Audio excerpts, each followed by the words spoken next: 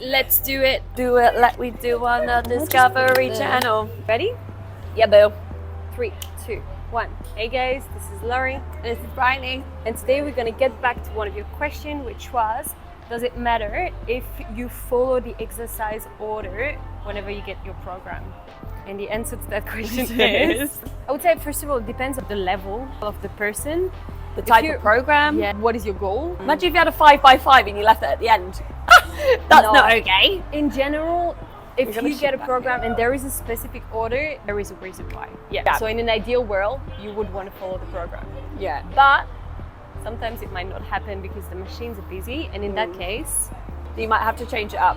But as a general rule, depending on again the program, but it would be like compound exercises first. So like your hardest exercises you want to try and get done at the beginning of the program, and then your accessory work or your least demanding or perhaps machine based you'd put at the end, because it's a safer way to go about your programming. So you wouldn't really go, unless of course that is the protocol, to like a really hard exercise at the end. Like you wouldn't do a bicep curl at the beginning and then go and do a barbell squat at the end, because that just doesn't make sense. And that's also one of the reasons why, for example, if you change it up sometimes, you might realize that you can't match the performance that you've done last week, or you can't beat the performance, which is the goal whenever you try to build muscle. But it kind of makes sense, because let's say you do a leg extension first and then you go into a squat.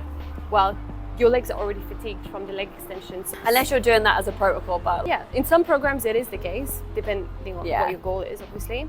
But sometimes you don't have a choice, or if you have a super busy gym, like the one that I work at, then you may not have a choice. But still, I would say try and choose or sub out the exercise for something that's similar, and then you have something that is very similar to that. So if you're doing a barbell squat, but you can't do a barbell squat because it's so busy, then go and do like a dumbbell squat or a leg press, or do the same sort of movement pattern. So you're still following that order. Or if you are changing it up, just know that it's likely that you are going to be fatigued and that you are less likely to be able to hit the same weight and reps that you did last time. But sometimes you may, who knows? On what Bryony just said, let's say, for example, if you have a barbell hip thrust in your program and you have started by doing the hip thrust with the barbell and the plates, you would want to keep the same setting. Let's say the week after you go in the gym and there's a hip thrust machine, I would still use the same setup as the first week, because the goal is to progress. And then if you jump from one equipment to another, well, then you're like, what is my starting point? You know what I mean? All the variables change. Obviously, what Bryony said, it is a good thing to do another exercise which is like the same movement pattern.